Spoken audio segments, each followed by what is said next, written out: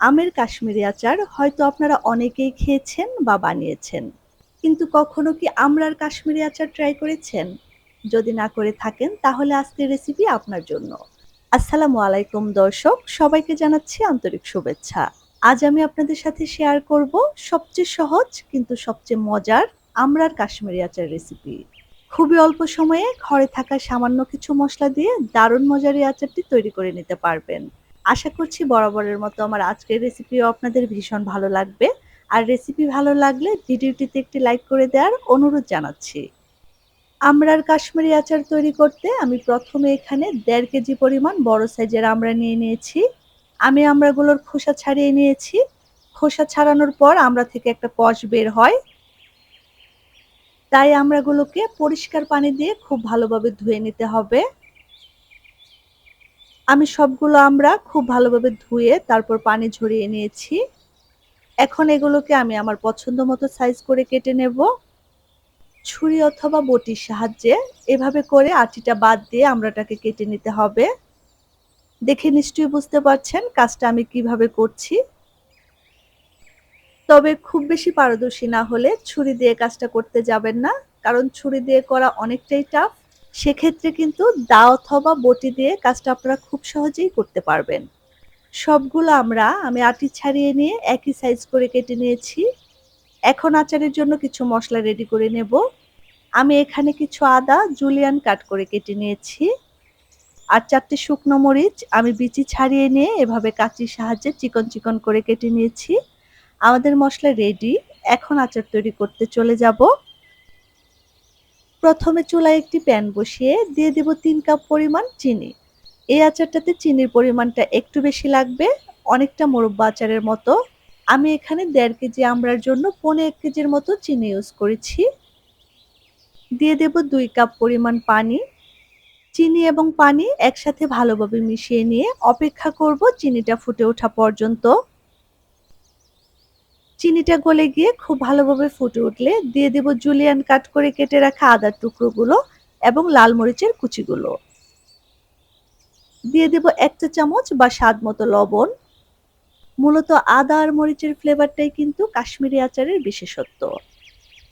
এখন সবকিছু একসাথে ভালোভাবে মিশিয়ে নিয়ে দিয়ে দেব কেটে রাখা আমড়ার টুকরোগুলো। আমি অফ ক্যামেরায় আমড়ার টুকরোগুলোর মধ্যে ১ চিমটির মতো হলুদ মাখিয়ে নিয়েছিলাম।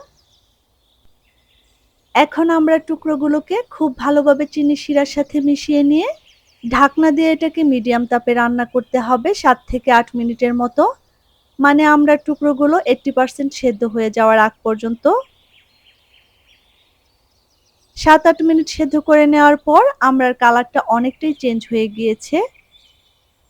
ঠিক এ পর্যায়ে কাশ্মীরি আচারের অথেন্টিক কালার আনার জন্য এর মধ্যে দিয়ে দেব ৪ থেকে ৫ ফোঁটা অরেঞ্জ ফুড কালার। আর কালার দেওয়ার কারণে কিন্তু আচারের টেস্টের কোনো হেরফের হবে না। আপনারা চাইলে কিন্তু এটা স্কিপ করতে পারেন। মূলত কাশ্মীরি আচারের অথেন্টিক কালারটা আনা হয় জাফরান দিয়ে। আর আমাদের দেশে জাফরানটা কিন্তু খুবই এক্সপেন্সিভ। আর তাই আমি অরেঞ্জ ফুড কালার দিয়ে কালারটা আনার চেষ্টা করেছি।